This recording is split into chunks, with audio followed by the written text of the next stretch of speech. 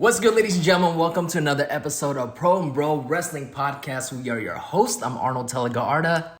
And I'm Mr. No Days Off, Fred Rosser, and this is episode 53 of Pro and Bro Wrestling. I always say, don't die with the story and you tell it. And a couple of weeks ago, we had Heath on, so I said, I thought this idea, why don't I have each one of the Nexus members on to kind of like just someone can learn something from a podcast, and this is very therapeutic for me to do. So there's nobody in the Nexus. And also, Heath was my favorite, and Tarver, our next guest on Pro and Bro Wrestling, was my favorite. Thank you, Iron Mike, Monster Tarver. Thank you for joining us on Pro and Bro Wrestling, man. Don't die with the story and you tell it, brother. Hey, man, it's my pleasure, man. It's an honor. It's an honor, Freddie. I love it, man. I can't wait to do this. You look really comfortable posted up like that, man. How you been during this whole quarantine and lockdown situation? Oh, it wasn't comfortable at first, but Sure. I mean, things are getting a little better. They're progressing. So I mean, it's all you can really do is just continue to fight, stay positive, get up every day with a purpose. I mean, it gets hard, but just get up with a purpose and stay the course on whatever your plan is. Yeah. Did it mess up your routine a lot? Because obviously I know you travel a lot and everything, but when it comes to training, did it, gyms being closed and everything, how did you deal with that? It was tough because I'm on a powerlifting team, and I didn't know thankfully, that. I compete, and well, thankfully, one of my team members, they basically just kind of separated all the equipment at people's houses. And I Yeah. was able to go to one of my teammates' houses and continue to train. Wasn't the same, but I mean, I was able to actually get stronger, which was weird. Which was weird. But I wasn't able to do my typical regimen of training with all of my accessory training and everything. I just was only able to squat, bench, and deadlift, and that's it. And so I guess I've been overtraining this whole time. So I learned something new. But yeah, I mean, Tarver, I be stalking you. I see your videos all the time. I see you pushing that weight around, man. I mean, yeah, man. One of the best, one of the loyal when it comes to working out and stuff like that. I appreciate it, man. For a minute, I felt like that was all I had left, Freddie. So I just went hard with it, man. I love it. Powerlifting, have you been doing that your whole life, man? No, it's crazy. I really didn't have an interest in lifting. I was always a sprinter and a basketball player. Oh, wow. And long stories. But we started training, and Freddie will remember, we started training at John Cena's gym and his personal gym in Land O'Lakes, like right before we all debuted. And Rob McIntyre, he was like a strength and conditioning coach, if I remember correctly, but he was, helping us and kind of getting us ready. So we all looked so jacked when we debuted. But that was where my interest in powerlifting was born. And, after everything that happened to me when I got released and everything, I fell in love with powerlifting. Wow. Oh, that's amazing. Props to you, man. Because powerlifting, obviously it's really hard, but I actually kind of tried it a little bit with I tried joining CrossFit for the first time, and it is not easy getting the forms right and everything. And it definitely feels unnatural at first. So props to you, man. I mean, Tarver, Arnold, out of all the members of the Nexus, Tarver could walk the walk, talk the talk, and was one of the guys that I got close to down at FCW. We were the ones crisscrossing and doing what we had to do. For me personally, I had to pay to do a tryout, with WWE. Now guys get invited to the Performance Center, not to sound like old timers or anything, but that's just how it was, Yeah. But I mean, for you, did you originally start at FCW? I did some research, like, where did you originally start at? So my first, I had my first match, my first day in the business, but it was in 2004, actually. Wow. So a lot of people think that I started at FCW, and I actually didn't. I worked the Indies and Northeast, like kind of the tri-state area, not tri-state, I'm sorry, Ohio Valley area for about 4 years before I got signed. From Philly to like Wisconsin, just around like all states in between. Not really any further south than West Virginia or Tennessee, but like I did a lot of work in those states for about 4 years, and then I got a tryout at a SmackDown taping, and then got a shot. Wow, that's amazing. Now, did you grow up as a wrestling fan? Was wrestling something that you watched as a kid? I actually did. It's so crazy. Wow. I actually did. I grew up. I never watched WWF or WWE until the merger with the alliance when they bought out WCW. Oh, right, That's the only reason why. Right. And I was such a WCW mark, and Freddie, and I think we've talked about it before, but I was a huge WCW mark. Wow. And oh yeah, and so I grew up watching NWA and World Class. So all of the WCW guys were guys I was familiar with. I had to learn who Stone Cold Steve Austin and Triple H and all those guys were. And once I did, I fell in love with their characters. But yeah, I didn't know much about them. I was all NWO, Goldberg, Lex Luger. Those are my guys. Wait, so did you refuse to watch WWE because you're such a diehard WCW, or you just didn't have access to it? No, I had access. I don't know. I just wasn't into it. Like I remember 98, 99, 98, like right when WCW was really booming, I really started watching every Monday and Thursday. I love Thunder. Everybody hated it, but I loved it. I love Thunder. That, and there was a couple other. They had the Saturday morning. I used to love watching WCW Saturday mornings or NWA Saturday mornings. Can't remember the name of the show, but Nitro. Oh man, I remember I was working in a group home. I've been working with people with disabilities for like 20 something years, but I remember every Monday night we would watch Nitro. All the residents, all the staff, we'd all sit and watch Monday Nitro every single night. Every Monday night. It was crazy. I still remember the first episode of Thunder like it was yesterday, man. And I think it was so iconic because I remember the first episode of Thunder was the first time that Chris Jericho actually turned heel. When he was a baby face, and then when he started losing matches, he'd throw tantrums and throwing chairs. I believe the first time he did that was Thunder, like the first episode of Thunder, which was really cool. Man. Greatest of all time. Oh yeah, he's definitely doing big things, man. Yeah. But so you became a wrestling fan, and while you're watching it, did you already know that that's something that you wanted to do? It's funny because I did. I used to have these action figures as a kid, and I had these dreams. I wanted to be a pro football player, a pro boxer, a rapper, and a pro wrestler. It's so crazy. Okay. Like I literally wanted to do all of those things. Nice. Not one of them, which is so weird. But so I would literally take these action figures and pretend like I was the action figure when I was a kid. Yeah, it was crazy.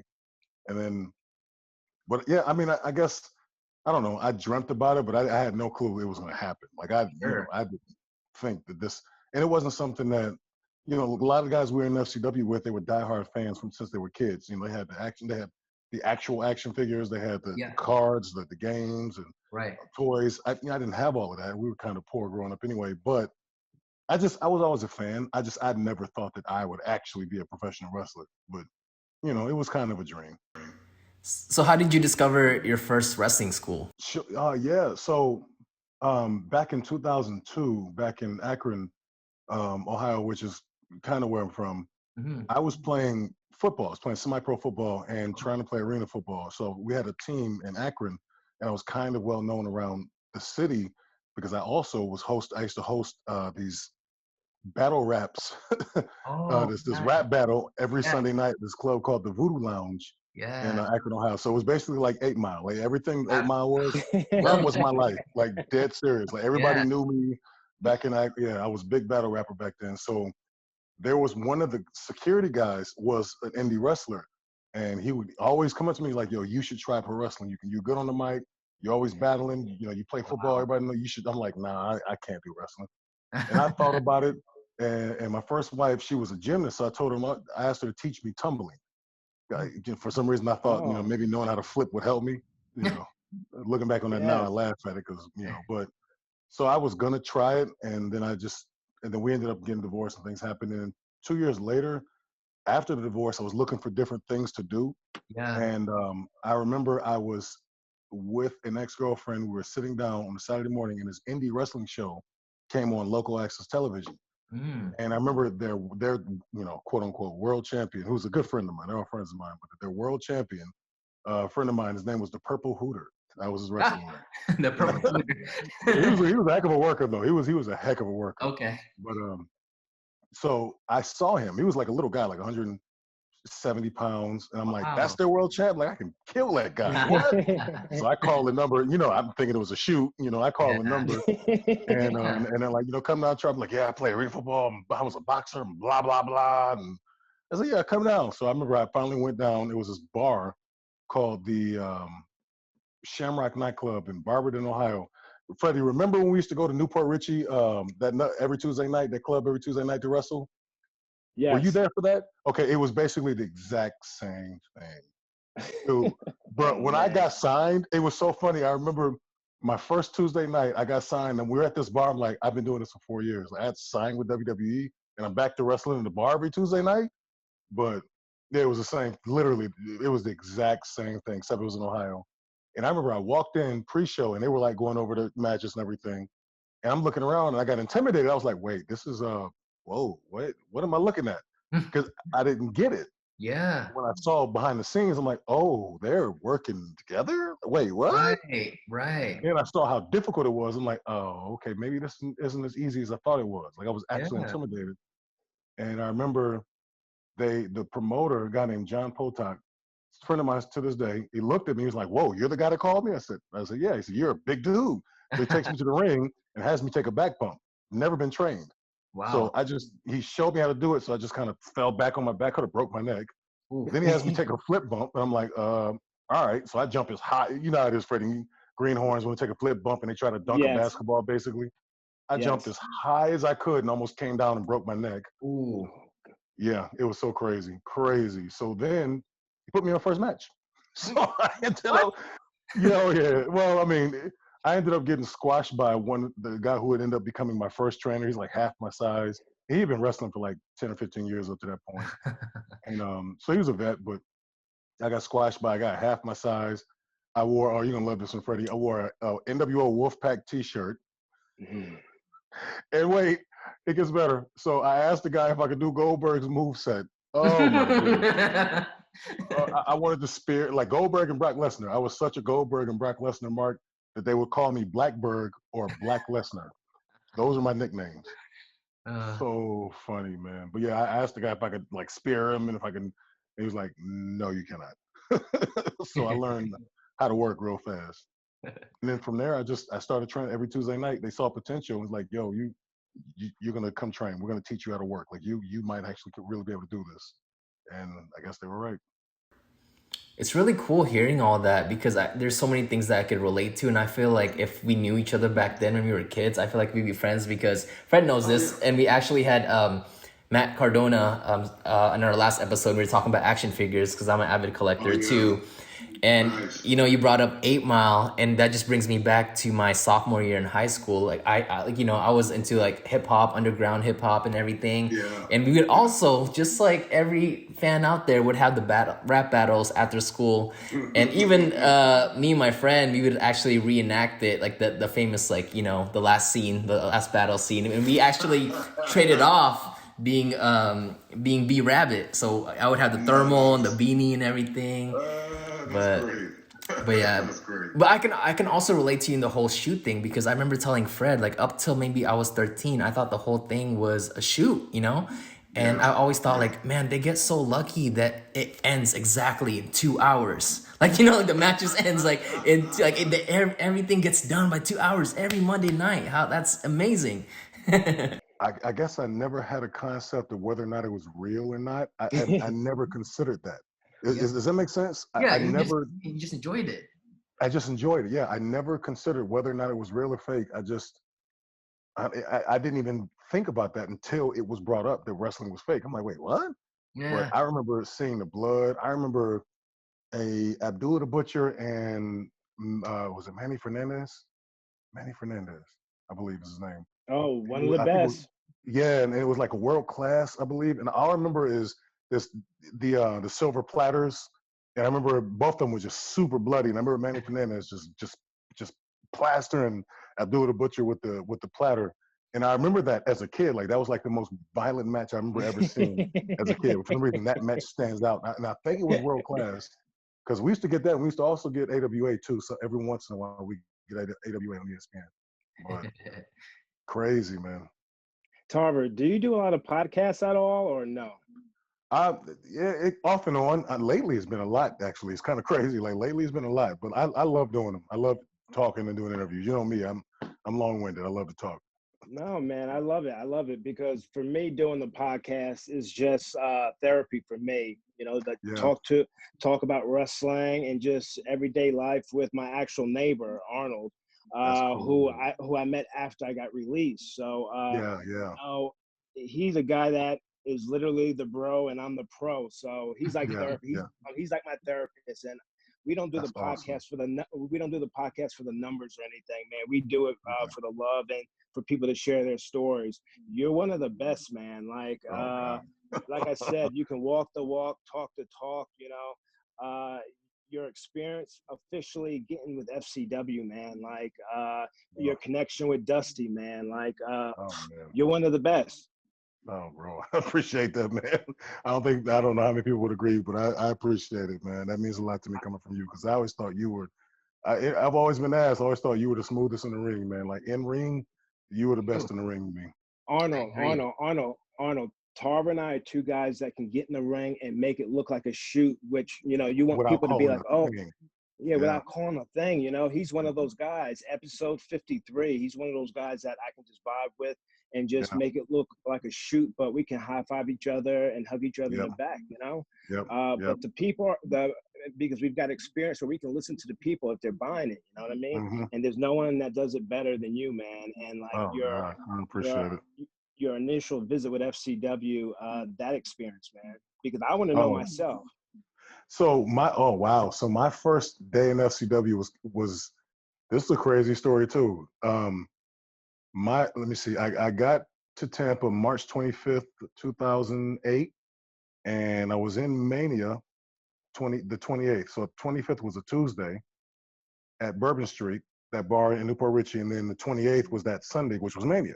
And then at the end of that week, I was in the main event of Mania. But that Tuesday, so I remember landing. I had like $700 in a couple suitcases, all the money I had left, and I ended up catching a taxi because there were no Ubers. I remember catching a taxi to Howard Johnson on Del Mabry down the street. And I remember I called Dr. Tom, told him I was in Tampa, and he said, okay, no problem. We'll have somebody come pick you up. Um, so they came and picked me up. It was a guy, one of the workers. He got released pretty quickly.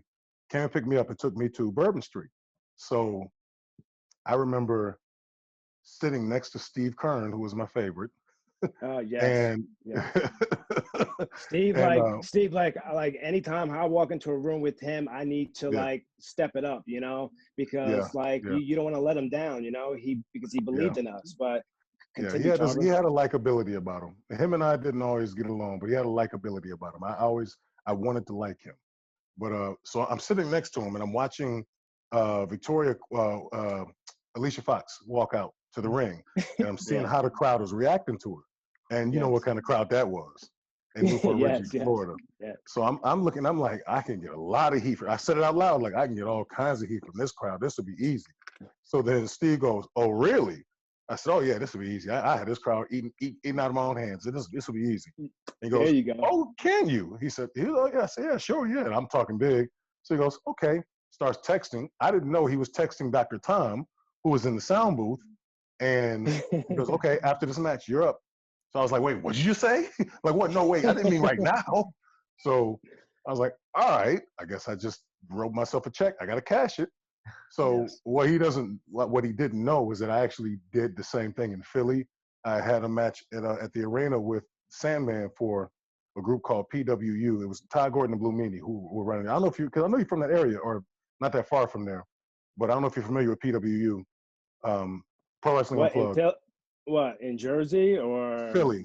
A lot of Oh, Jersey guys Philly. were Yeah, working yeah, out. Yeah, yeah. yeah. I've heard of them. I've heard of them. Okay. Yes. Yeah, and that's kind of where I kind of got a little bit of a shot there. I was working with Scorpio and Sandman, but that I did the exact same thing with Sandman. I just walked out through the crowd, and the people looking like who in the, and I did the Shane Douglas promo where he threw down the NWA belt and put Ah, up these. I did that promo in the arena. I was like, they're either gonna love me or hate me when I do this, and they ended up loving it. But I was always very ballsy with my promos.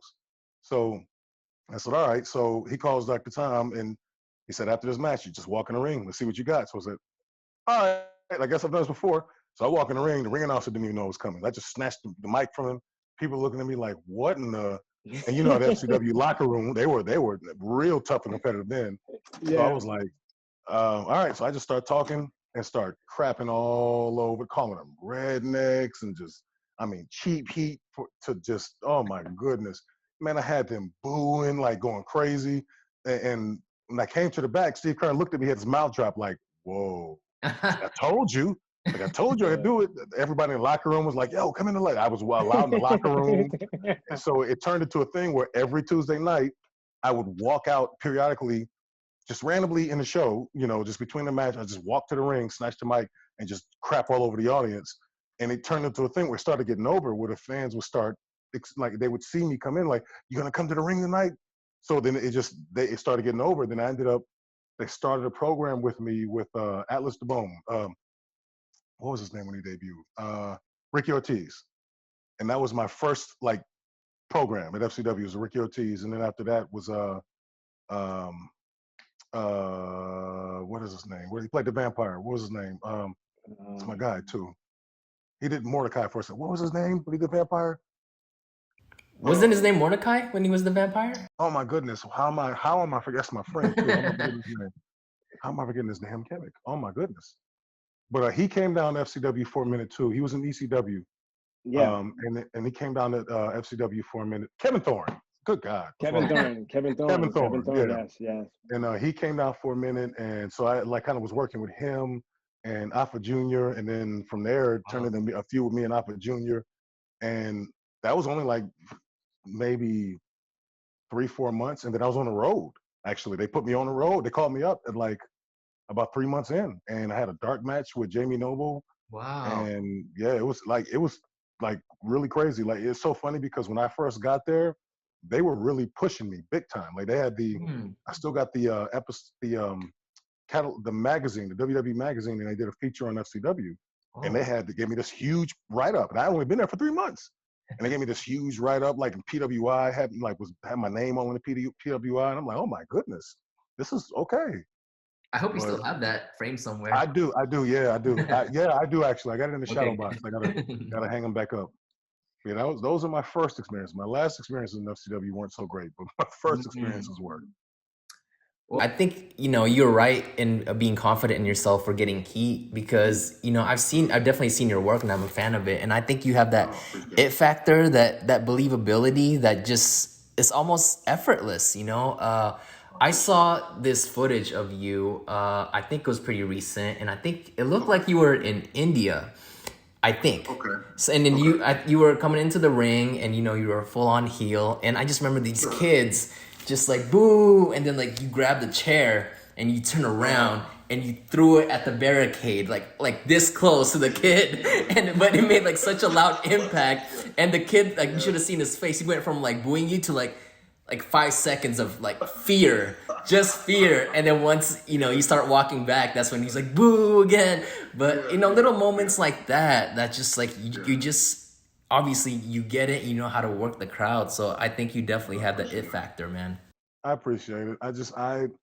When I first got signed, I was confident, but then when I got there, I realized that I'm not a big guy because, in the indie scene in Cleveland, I was one of the big guys. I get to FCW, you got Ezekiel Jackson walking around, you got Alpha Junior walking around, Jake Hager. Well, I'm like, okay, I'm not a big guy anymore, and I'm certainly not suplexing these guys all over the place.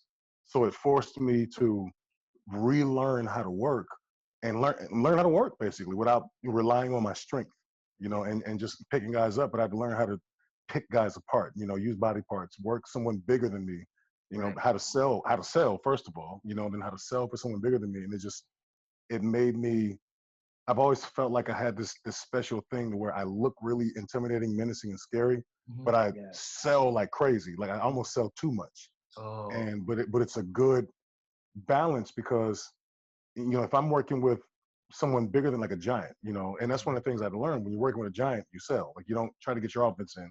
You sell for him, period. You're working with someone bigger than you sell for him, and then, you should be able to trust that person to get you over because, at the end of the day, it's not about us getting ourselves over. It's about us getting each other over. And guys are kind of missing that these days. And that's why, like what Freddie was saying, like, Freddie, remember when we'd be pre-show in the arenas, and him and I would just randomly just lock up and just fight Always. in the we would Always. just lock up and just literally like fist fight in the Yes, ring, and yes, people would stop. I yes, remember one time, yes.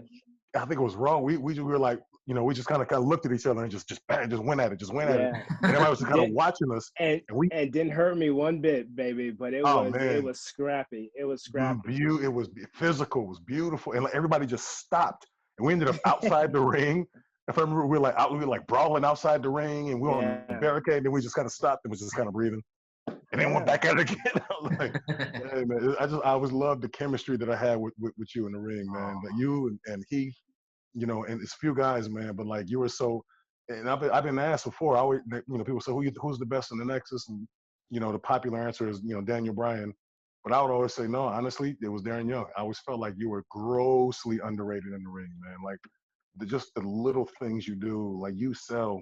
Like you got that Shawn Michaels type sell, that Dolph Ziggler sell. Like the way you sell was just remarkable, I agree. remarkable. You make everything look spectacular.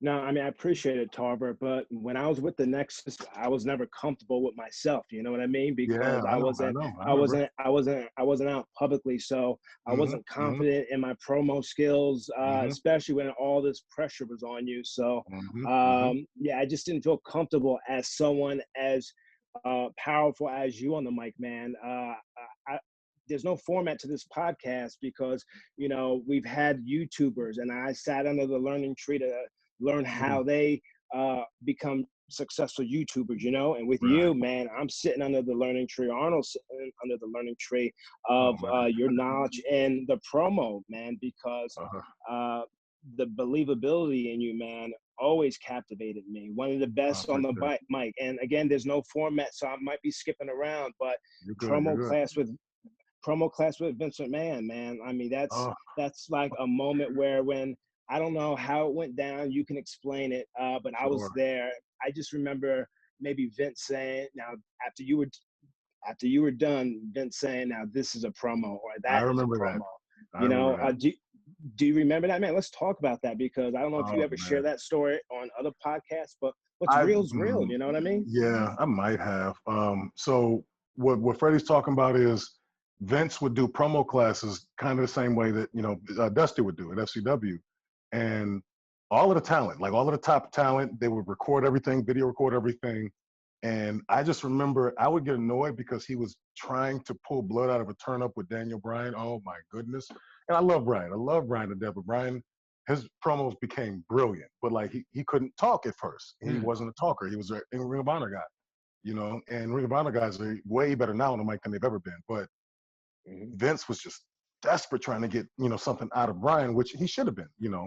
I Mm-hmm. got annoyed with that. I'm like, well, wait a minute. Can't nobody in this room talk with me. So I would just jump up and Yes. interrupt and just walk up to Vince and say, give me a random word. And he'd go, oh, Tarver wants to cut a promo. And if I remember, I think that was in Philly, and he gave me the word antenna.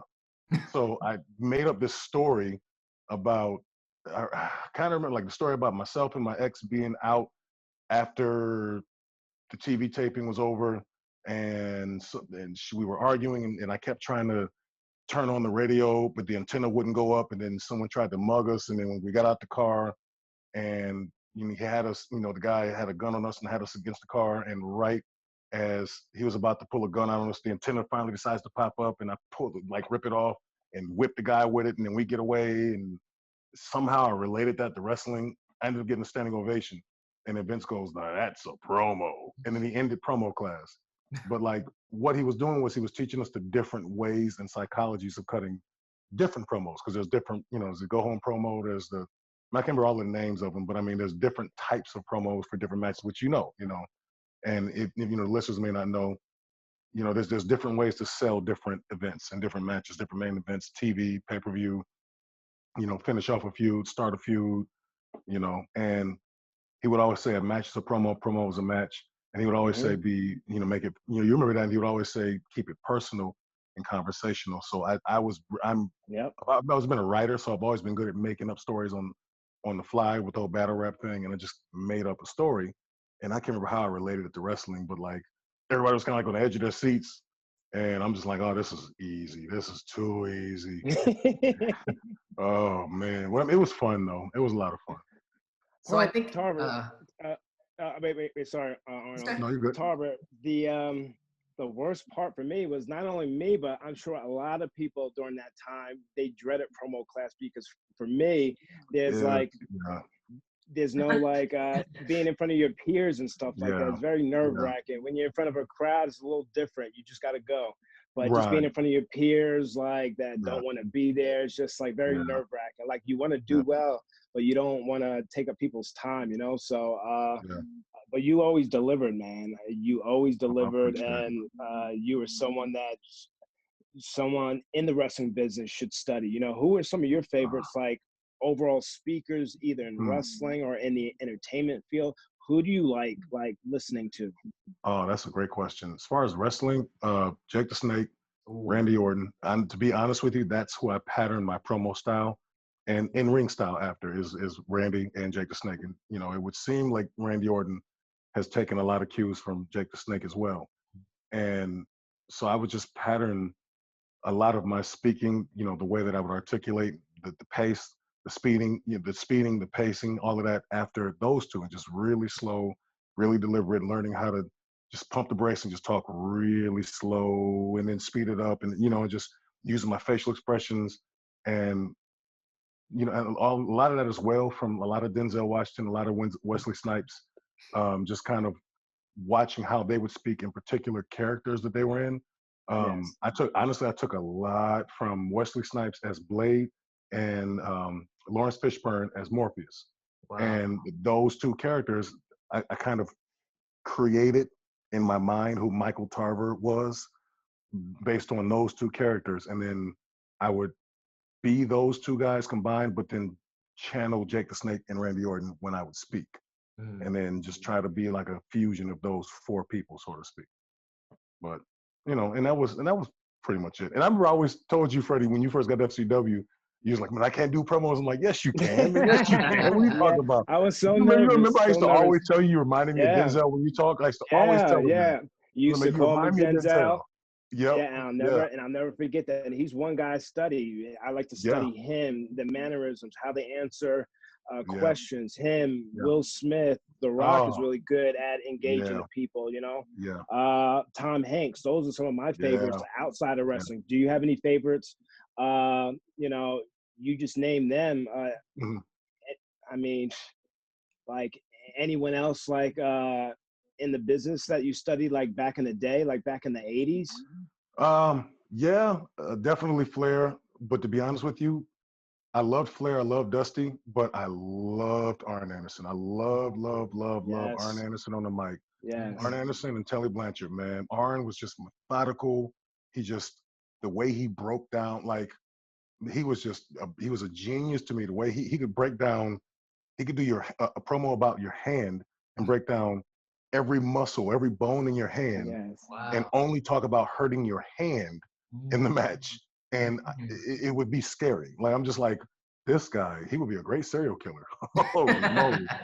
But Arn Anderson, man, I loved just how methodical his promos were, and just, he wasn't flashy, and he was the perfect compliment to Flair, and Tully was kind of in the middle, and Ole was the real serious, bring it home, but Arn stuck out to me because just like I said, how methodical, how serious, and just slow he was. And he just was so, I don't know, it's something about him. I just believed every word he said.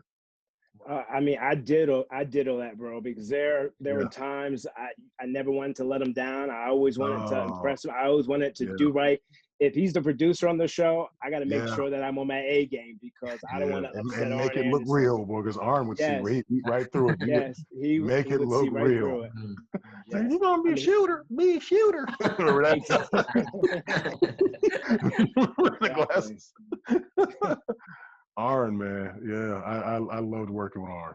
Okay, so you were talking about promos, and obviously when you're in the business, you've crafted it into such a great skill. But I think you're a natural prior to that. And my question is, where do you think that came from? How do you think you got so good at it? Was it from the freestyle battles that you were able to be so quick on top of the dome, or was it just from being a lifelong fan and you would do promos in your room and things like that?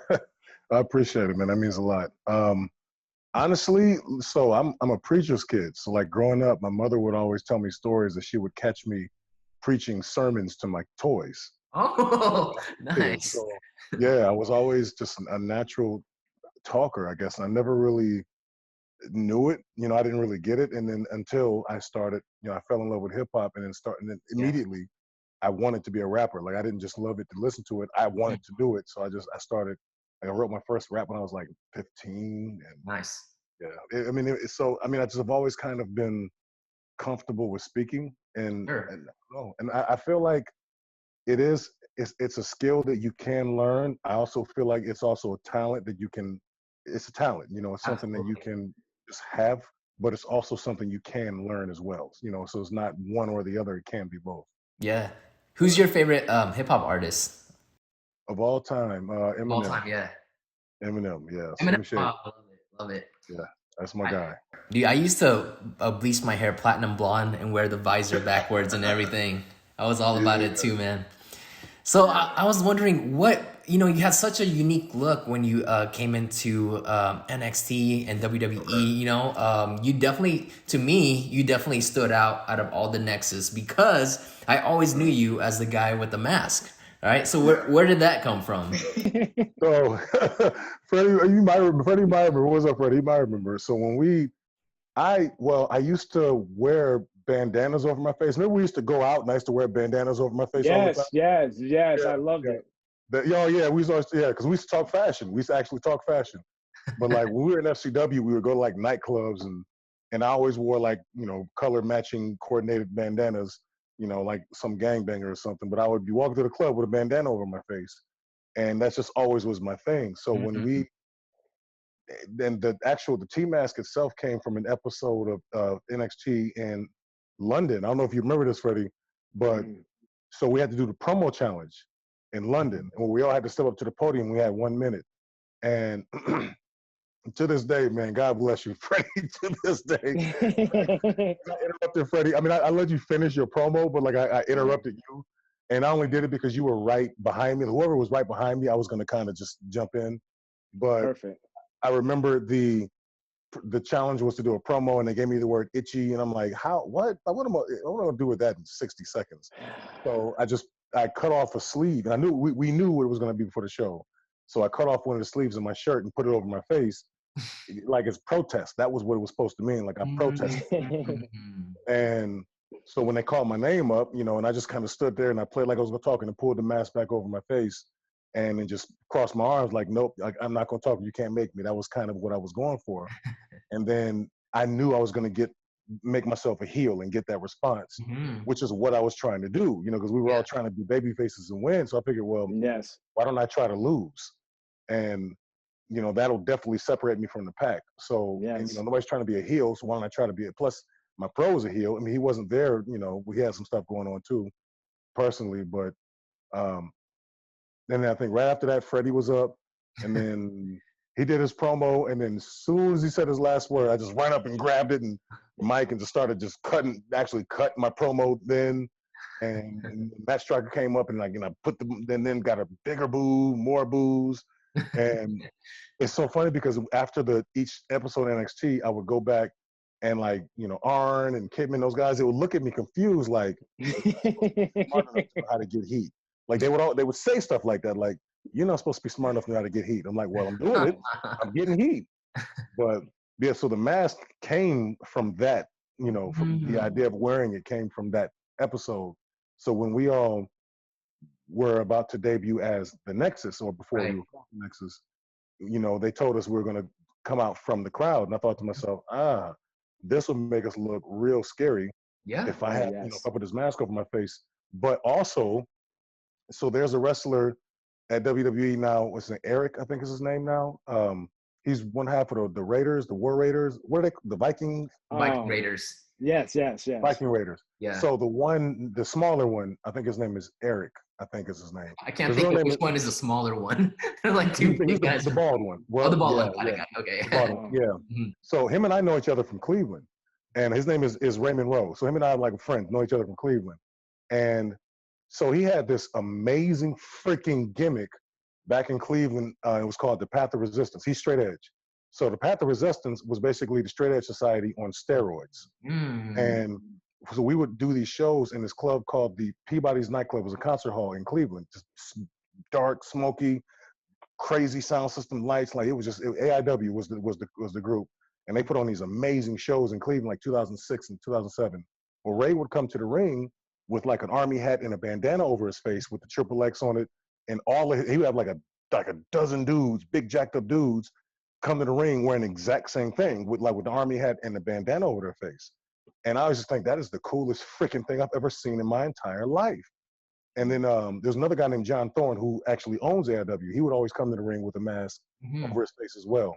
So, and he had a group as well too, but he would do kind of not the same, but he also wore a mask. And back then I would just wear a towel over my head because, I was also kind of a Tazmark. But love that.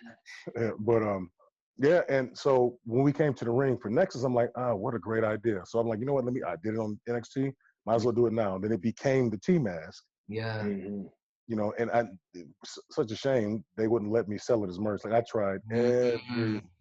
That would have been a seller. Right. It's tough. I mean, Arnold, it's tough. It's really tough to get a break when it comes to merchandise. Titus and I Titus years ago and I worked together, and we gotta get on our knees. You had to fight for that, didn't you? You had to fight for that. You had a pick, man, as a merch. And you guys, and Freddie, did you ever know? Did I ever tell you? So I think I was supposed to be you guys' manager. Me and Titus win. Yeah. So remember when Abe was you guys' manager, like the gimmick he was doing?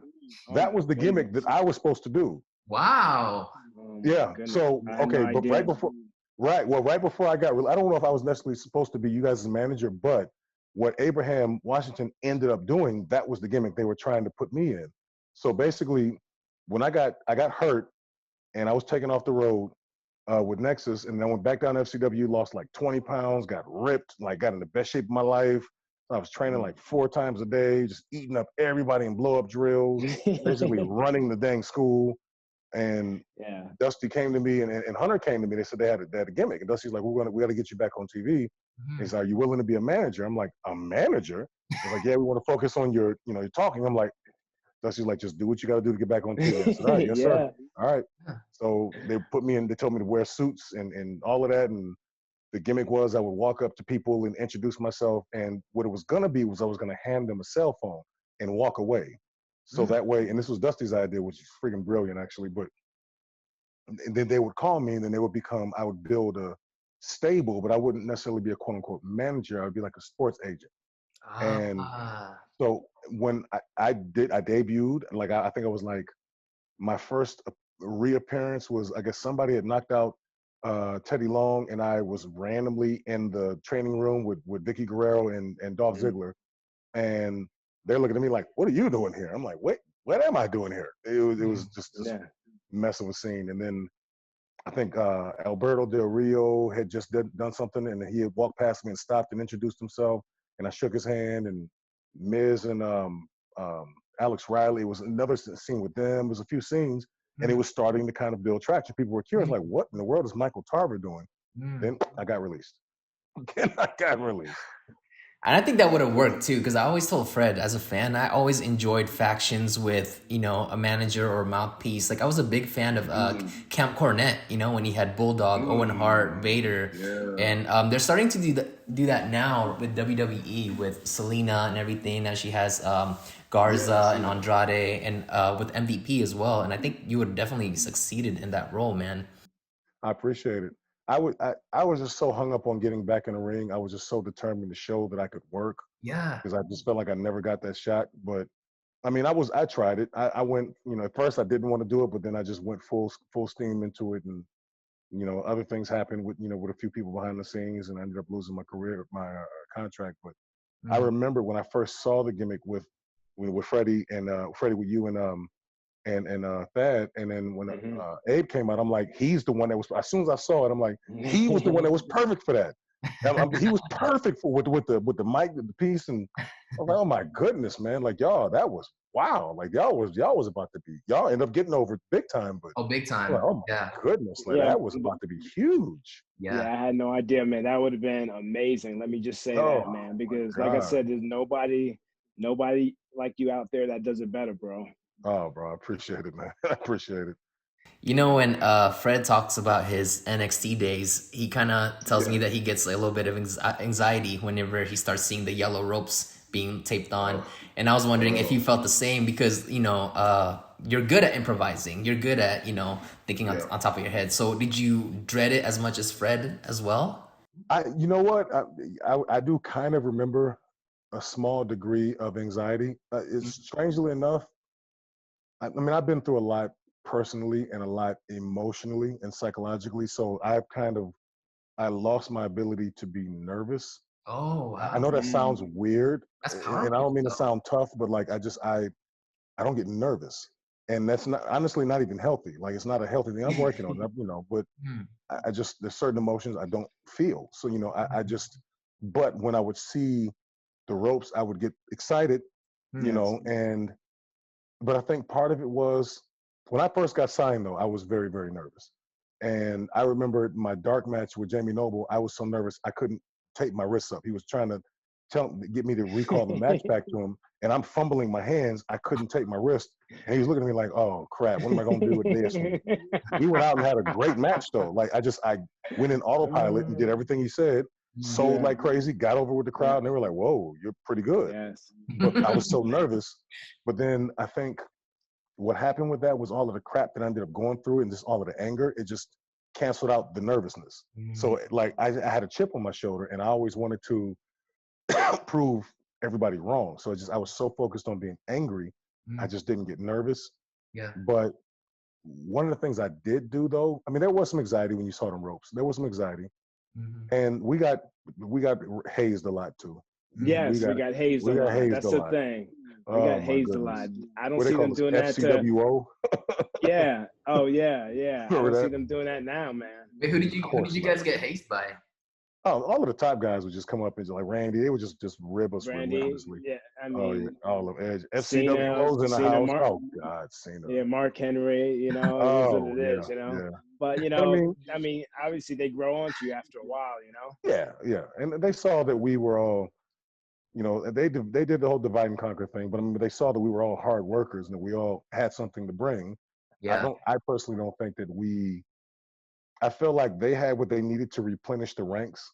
Because if they were trying to go in a different direction and kind of move to the new guard from the old guard, they had what they needed in 8 of us, but then they just did their usual. They crapped on most of us, and barely used one or two of us correctly, and then created Yep.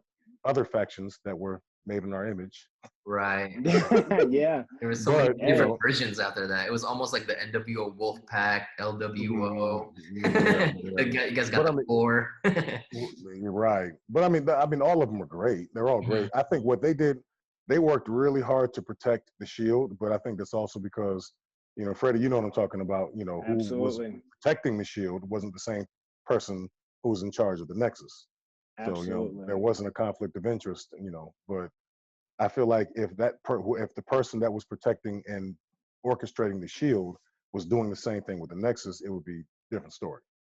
Because then there wasn't a need to get himself over. But Absolutely. we all know what I'm talking about. But Yeah, I don't. Yeah, I don't mention him that much on the podcast. yeah, So, it's all good. I won't either. yeah, it is what it is. It is what Yeah, it is. yeah. You left your mark in WWE. Obviously you too, Fred. Till this day, everyone talks about it now, like 10 years later, Nexus anniversary and all that. And you guys made such an impact when you guys debut on Raw, when you interrupted the main event and just tore the house down. All you guys were just like savages. While it was happening, did you guys comprehend how big that moment was gonna be? No, actually, you know what's funny? I remember we were all really confused because we knew what NXT was. We knew it was a work. We knew, and they kind of sold us that it was. I don't know if you remember, Freddie, that it was kind of like Tough Enough, kind of like reality Yeah, show. They kept yeah. throwing that Reality around. show, American Right. Gladiator. I couldn't stand it. Right. Yep. I didn't. And Couldn't after stand it. every elimination, then they started trying to treat it like it was a shoot, like you could get released if you get, cut from the show, and at least that's the impression I was starting to get. And I'm like, wait, what happened to this whole work thing? So, I remember going back to FCW after I got, eliminated, and I'm like, well, dang, what's about to happen? And then I, spent a couple weeks there, and then I came back for the last episode. I think they brought us all back for the last episode, and we sat in the crowd. And then Stu won the show, and then we were all like, all right, what in the world's about to happen now? And then we're told, be in Miami, be the TV. We all got travel. We're like, wait, what's going on? No one, they told us nothing. We get there, we're walking around like, what are we doing here? And I think the next night was Tuesday in Tampa, and that was when season 2 was debuting. And we're all like, what in the world is going on? We thought it was just something for Stu. And I don't even know how much Stu knew, but we get pulled into the office, and and it was, remember, if it was Johnny, it was Vince, Cena was there, Arn, like all the producers, and we're all like, what is going on? And Johnny hands us armbands, and we're like, what is this? And then Vince proceeds to explain, or it might not have been Vince, but whoever it was proceeds to explain what we were about to do. And we were all like, what? Like, wait, can you run that by us again? It was like, destroy everything. If you don't destroy everything, you're gonna get fired. Kiss your job goodbye. Break everything. Everyone's getting paid bonus pay. Break the cameras. Break everything. We're like, break what? I'm like, break everything. Tear the ring apart. So then we literally went into, let me know if I'm remembering this correctly, Freddie. We went into the arena, and they closed down the arena, kicked everybody out, and then put up tarp around the ring so we could practice our spots. Wow. Like, it was, it was so secretive. None of the talent knew. Like, that's how secretive. Like, they didn't even want, if I remember correctly, they didn't even want the workers. They kicked all of the arena workers out of the arena. Like, they were working to make sure it was all completely clear. And I remember them putting up tarp like around the ring, like tall around the ring, and we literally practiced almost every spot. Wow. And then so then we were told, when we weren't allowed to tell anyone, like not even talent. They told us, like, some talent are gonna walk up and test you, and it's like, if it gets back to us, kiss your jobs goodbye. Remember that, Freddie? Yeah. Like, if it gets back to us, kiss your jobs goodbye. So we're all like, no, okay, sure. Sure enough, I remember that Hardy kept coming up. Edge came up a few times. Yeah. And I don't know if you remember, Freddie. Remember when they were doing the special guest hosts? Yeah. They had the A-Team. Rampage Jackson was there. Remember, I don't know if you remember, I used to always wear the dog chains like Rampage all the time. Yes. Yeah, he was there that night. And I remember he walked up. So we were all like oiled up, getting muscled up with our armbands and doing our push-ups. And it's like 10:50, 10:45. And everybody's looking at us like, everybody's got their roller bags ready to leave. And they're looking at us like, what are you guys doing? We're like, photo shoot. Yeah, photo shoot. And they're like, well, they told us we're not allowed to leave. I'm like, we don't know. Sorry, photo shoot. And then we got when we got walked to different parts of the arena, and when Stu walked out, man, the rest is history, bro. When I walked out, I'll never forget. When I walked out, and I was right by the side of the ring. I remember a woman turned and looked up at me and screamed her eyes out. Like, bro, I kid you not. I literally, because I had the mask, I was just standing there, and she just kind of looked, and I saw her at the corner of my eye. She turned to look, she goes, ah, like screamed. And then my spot came, and I hopped the guardrail and just kind of stood there, and everybody was kind of like panicking, like, oh my God, what's happening? Because on WWE, that had never happened before, Yeah. And bro, we tore that sucker down. That was the most aggressive I ever seen Freddie, boy. When Freddie kicked down that wall over there in the corner by the ring post, I was like, dang, Freddie, I know how to get on your bad side. Would you say that's your fondest memory in WWE? Exactly. This? Yeah, it's probably up there. This and Mania 24 for me, because and I've told the story before. When I signed my contract, I was homeless when I signed my contract. So, I remember I moved to Tampa March 25th, which is Tuesday. And like the week prior to that, I literally had nowhere to live. And I was sleeping on a friend of mine's couch. And by the end of that week, I was in the main event of Mania. And I remember standing outside the arena like 2 matches before my match. And I was talking to Umaga and Ray, and I was crying. I broke down into tears, and they're looking at me like, what's wrong with you? And I told them, I said, I was homeless a week ago. Like, this is a dream. I was homeless. And they were like, whoa. Like, they were just like, that's heavy. I was like, yeah, I mean, I know y'all don't know me, but like, this means the world to me. Like, I just kept going, just gushing about how much this means to me. And they just were looking at me like, all right, this kid appreciates it. And Yeah. then I went out and, for the 80,000 people, and it was just like the most amazing experience ever. I was addicted. Like I wanted to be in another WrestleMania, Yeah. you know. Hmm. But yeah, probably those two moments. Hmm. That's Yeah, awesome. you were just in India, your relationship with Kali, Oh man. how big was that crowd? Oh wow. Oh my gosh. So I did 6 tours with Kylie. The last one was kind of small, but dude, we did 3 tours in 2019 or 18, 19. No, 18. 2018. We did 3 tours. 2018. One of them in the summer was in June, which would be right about now. Actually, is when I would normally be over there. We were in the Himalayan mountains. We had two Wow. shows, bro.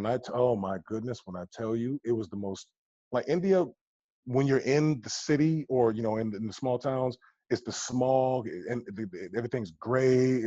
You're breathing like it smells like sawdust. Like it's just that Middle Eastern kind of feel. We were in the mountains.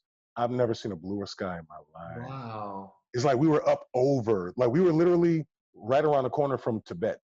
Like Mm. it was so yeah. Like when they told me that, I was like, no way! I was tripping.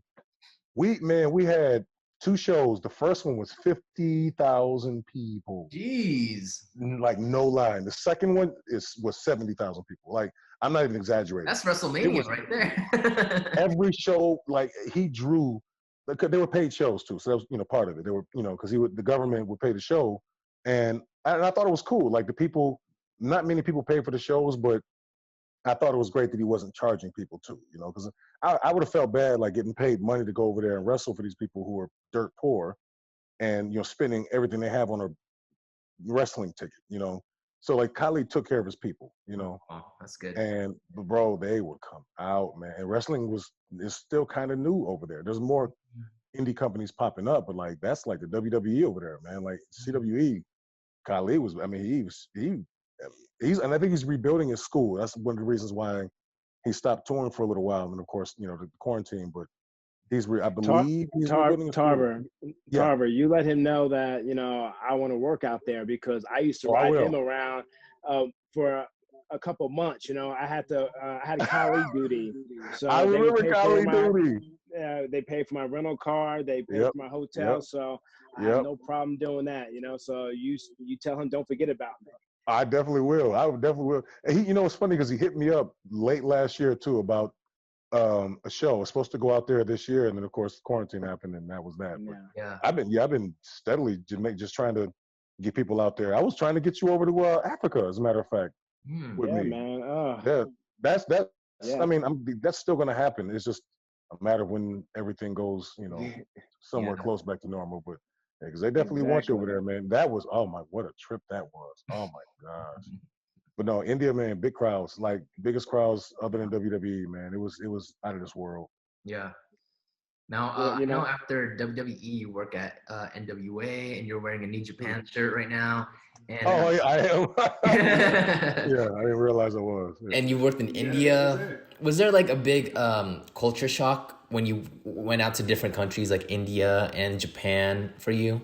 Yes, at first it was because I mean and Freddie can tell, we traveled a lot, with Yeah. WWE, and that was more so then a culture shock there because I had never really got to travel before then. But once leaving WWE, I was more accustomed to travel and I understood it.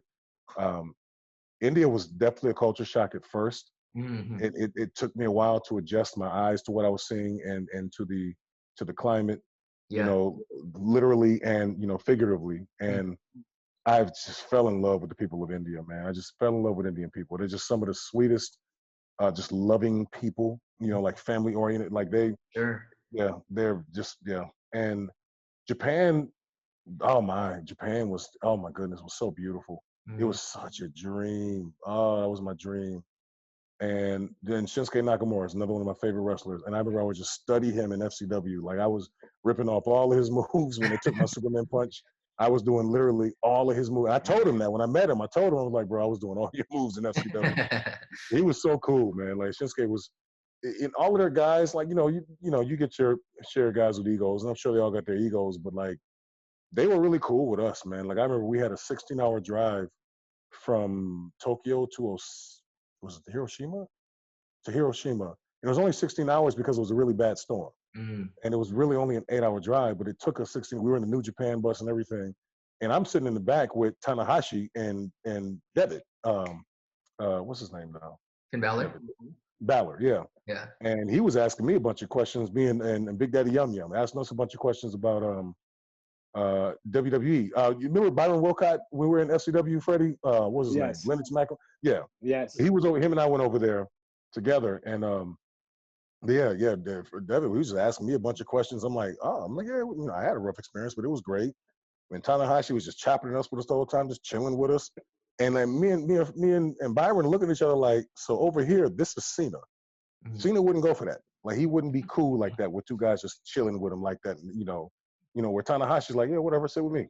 Yeah. Like they were just, they were cool, man. Like, and it was just such a freaking honor. Like I got to like talk to Yuji Nagata. That's another one of my favorites, man. Oh yeah, he's a favorite of mine too. Oh yeah. I got to like sit and talk to him, like, dude, just the little things you do to just, wow. I was telling him I studied his match with Kurt Angle he had with Impact in like 2000.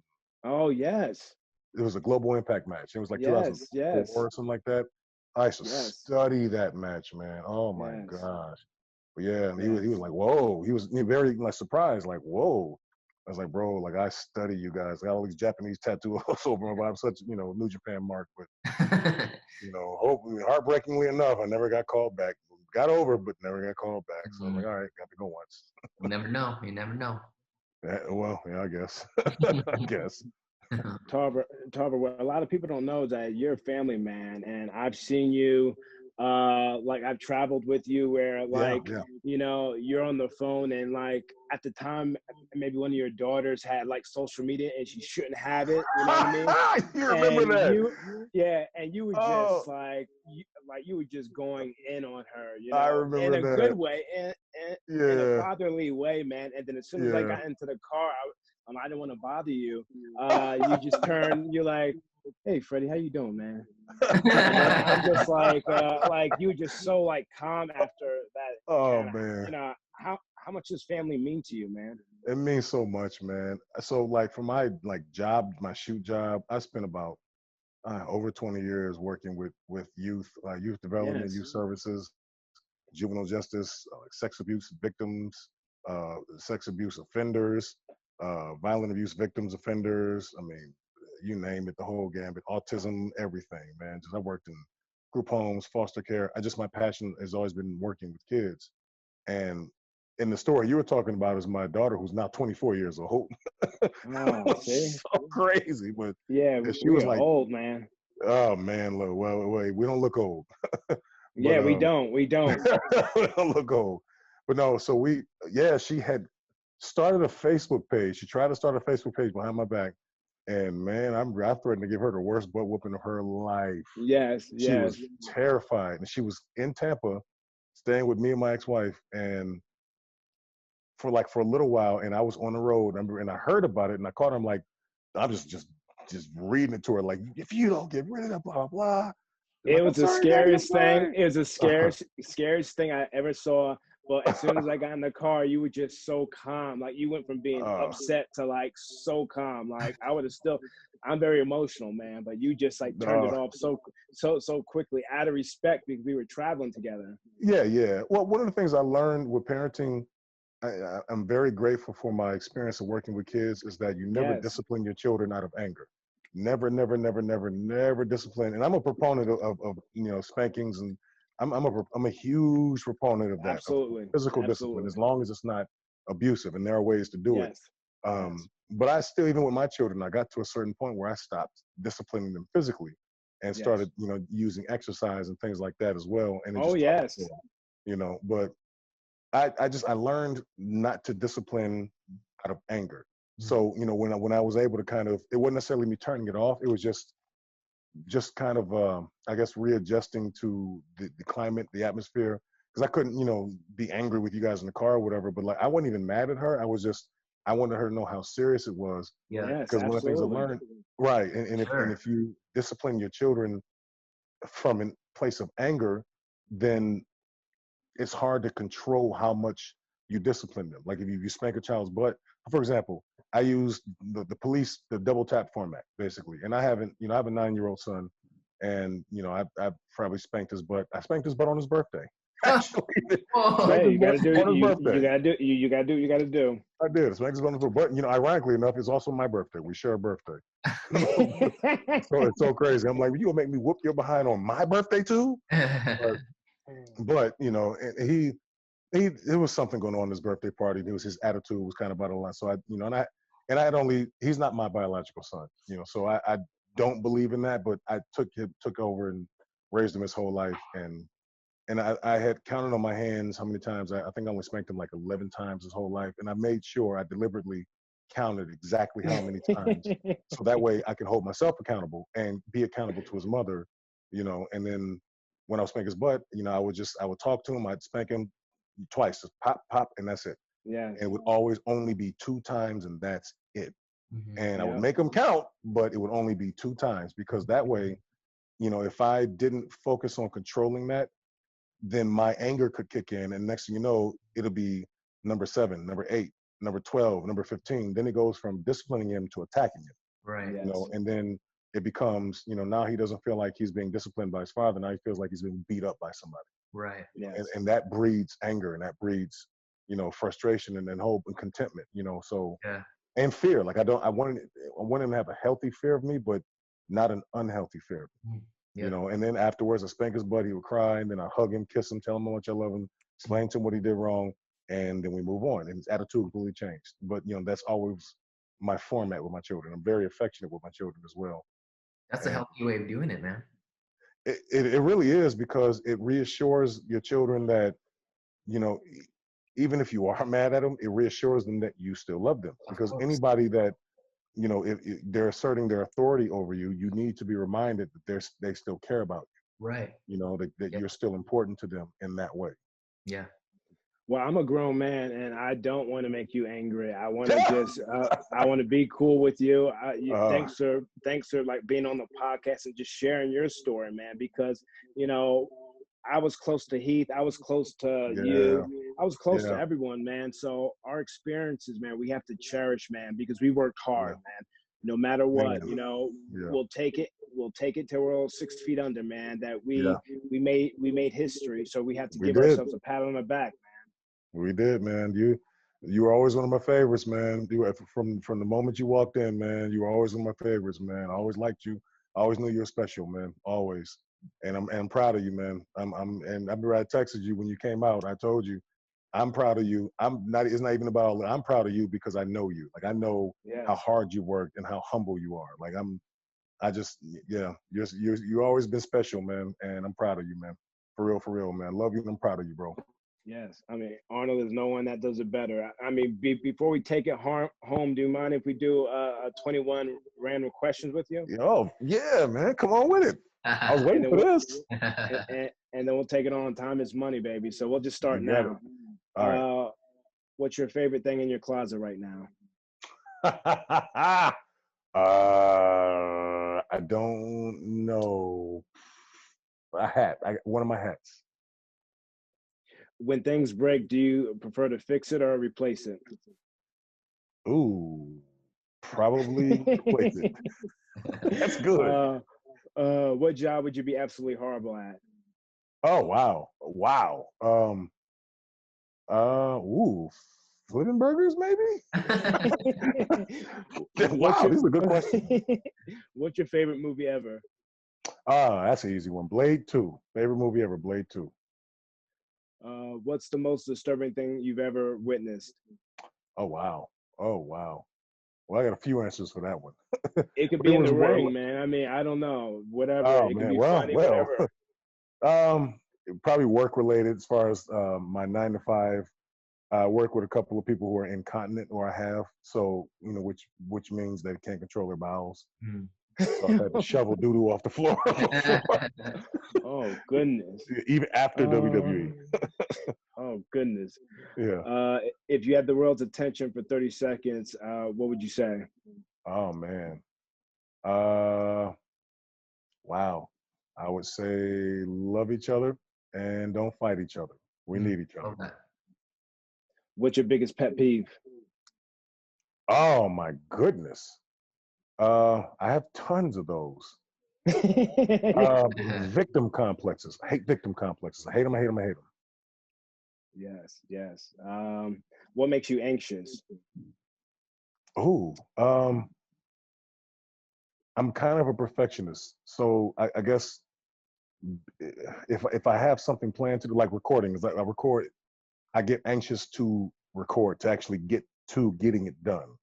Yes, So I mean, yes. it's I don't know, it's hard to explain, but like just being anxious about doing something that I planned, I guess. No, I think we all get it, man. I mean, Arnold, Yeah, he's a big YouTuber, man. So like yeah, him and I yeah, can relate to, ups and downs and all the successes and Absolutely. stuff like that. Yeah. yeah, Uh, yeah, what's the stupidest thing you've ever done that someone dared you to?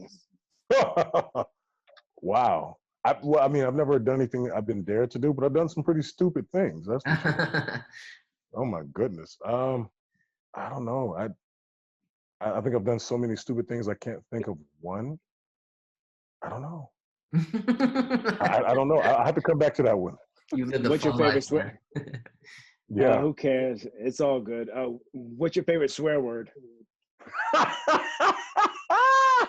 um. Let me see which one. SHIT.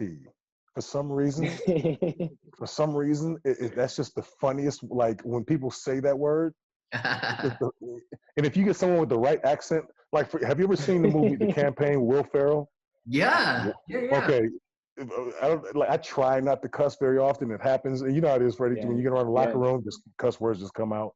yes. But for some reason, Will Ferrell, when he did like the country North Carolina accent, every cuss word he said, it just was. It's the fun. The way it just was so funny. It's so for the way he was dropping f-bombs. I'm like, I don't know why. I just found it so funny the way he would say them. Because it reminded me of like Honky Tonk Man. You know, Honky Tonk Man. But that's how he sounded. You know. Number 11. What is one food that you would never give up? Ooh, ooh, lemon cake. That's my Whoa. birthday Thanks cake. for Lemon that. cake. Yeah, We love lemon our cake. sweets. We love our sweets. Yeah. If you could have any three people over, dead or alive, who would they be? Wow. Um. Wow. Well. Uh. Hmm. Eminem. Um. Gosh.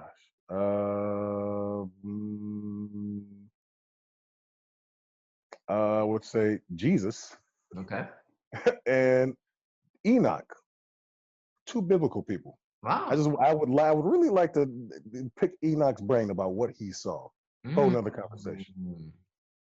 Like that. What's the worst backhanded compliment you've ever been given? Oh, good God. Well, bless your pea picking heart. You ever talk to a Southerner and they say that to you? It could mean so many things. Bless your pea picking heart. Oh my goodness. I've experienced that too in the South. He ain't Yeah, so bad after all. He ain't so bad he after ain't so all. bad after all. Yeah. What if you don't? Is your belly button inner or outer? Oh, I got inner. I think I got an innie. I think I got an innie. Yeah. Now you're checking. Yeah, I was actually. I really was. Who's your first celebrity crush? Wow. So y'all might not even know who this is. Holly Robinson. Y'all might not even know who that is. Oh Who is she? man. See, now you're making me feel old, man. You know, both of y'all funny looking at me like you waiting for me to say who it is. I'm just trying to say, who is she? Holly Robinson. Okay, so the original 21 Jump Street was this like cop series back in like the late or early 90s or whatever. Yeah, I remember. Okay, yeah. Holly Robinson, she was the heartthrob hot girl on the show or whatever. Gotcha. And Oh then after that, wow. Vanessa Williams. Holly Robinson and Vanessa Williams. Those are my first two like celebrity crushes.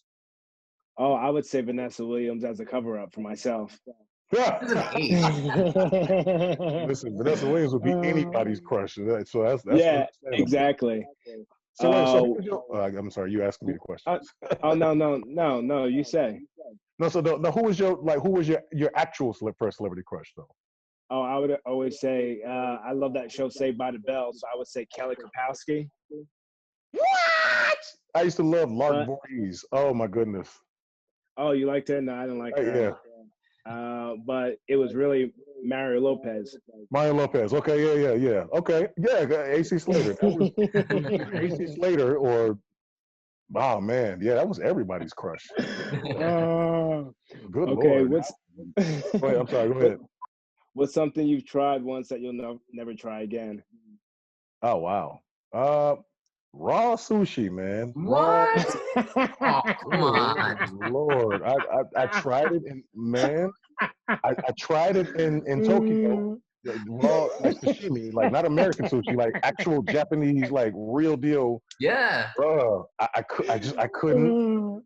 I don't know what it is, man. I had the salmon and the tuna, Oh, and I think I was eating it wrong because I couldn't like I'm gaggy and I couldn't swallow it, couldn't get it down, and I think it was the tuna because the tuna was a little tougher, so I was able to actually kind of chew on it, and I'm like, what? And I got one down.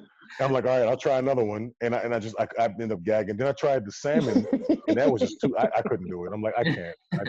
It is an But there was acquired taste. You're right. Yeah, and I don't do raw food, but I figured I'm in Japan. I have to try it. You know? Sure. And they were like, you're eating it wrong. It's not cooked. You're not supposed to chew it like that. Like, I was like, okay, all right. What was your first? Oh man, I didn't start eating sushi till I was in my 30s, bro. Like I did not touch that stuff, but I love it now. But I love like American style sushi. Oh yeah, I eat that all day long, all day long. But like authentic Japanese, like sashimi, I can't eat it. I just can't. I can't get it down. Oh. Oh, what was your first job? My first job, I was a bag boy at a grocery store called Apples. Yeah. Your favorite TV show? Oh man, favorite TV show. Wow. Oh, Chappelle Show. Oh, Chappelle Show. nice. Very Chappelle nice. Show. Either that or In Living Color, but Chappelle Show. Favorite TV show of all time. Is there a personality trait you cannot stand? Ooh. Yeah, there's a few. I can't stand when people refuse it. They don't have the ability to take responsibility for anything. Like everything is always someone else's fault. Like they can't.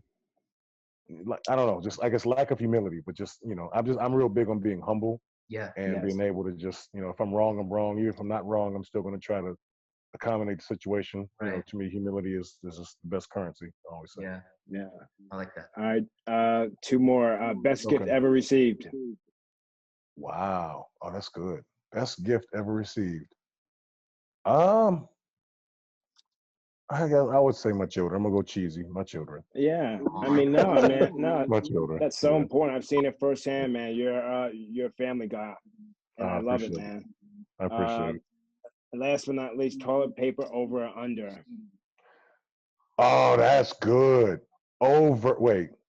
Yeah, over. Who puts it? I feel like only white people do it under. I feel like that's a white people thing. I'm sorry, I don't mean to offend nobody, but I feel like any white people I know, when I go into the bathroom, I always switch out the toilet paper and flip it over. I feel like that's a white people thing. Black people always have the toilet paper over. Like it's so much easier. I don't understand. Oh man, it just racks my brain. Tarver, man, thank you, man. Thank you so much for joining us on the podcast, man. I really appreciate it. It means a lot. My pleasure, man. My pleasure, guys. I appreciate it, Freddie. My pleasure, man. Anytime, man. This has been so fun, man. It's been such an enjoyable conversation, and I just want to thank you for dedicating your time with us. It's been a blast. Thank you, bro. Pleasure, man. Thank you. Same to you guys, man. It was fun, man. Yeah, it was fun, man. We could have definitely kept going with Monster Tarver, who is still making moves in his own way. One of my favorite people to share the ring with, share the locker room with, share the road with. We had Heath on a couple weeks ago, Tarver, who's next from the Nexus. But I think probably next week I'm going to work on getting maybe a pride fighting superstar and representing the LGBTQ community is Anthony Bowens. I don't know if you've heard of him on the indie scene, but he's a Northeast guy from New Jersey. So I think he'll be our next guest on Pro Pro Wrestling. But Tarver was amazing, man. He can so eloquently cut promos. He can cut promos in a way where you have the angel on one shoulder and the devil on the other. It's just like he can get into your head like a Black Jake Roberts, man. So Yeah. he's one of the best, man. Yeah, that could have gone on for days, man. And I'm rooting for him, man. He's so much talent. I hope, I know he's doing his thing right now, but best of luck to everything that he's doing, man. He deserves every accomplishment that he's done. He does. And then just being entertainers, mental health is very, very important, and it's not really talked about, but it is something important that needs to be discussed. Yeah. And people go through, at different levels. But I always say I'm not a doctor, I'm not a psychiatrist, but I am a friend. So these fans that I meet, that are battling something, just be a part of my family on social media. So that's the only way I can continue to be a leader, and he's a leader dealing with patients himself, Mhm.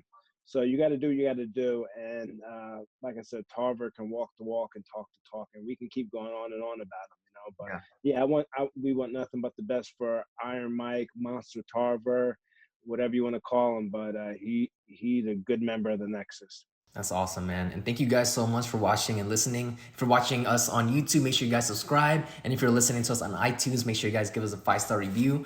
And another epic episode. Always fun to do these with you, man. I love all of our guests that we've had. It just gets better and better, and it's just more fun than ever. So yeah, that's it, man. Yeah, and thank you for always being my therapist and for making Prom Bro work, bro. Yeah, So absolutely. block the hate, salute the great.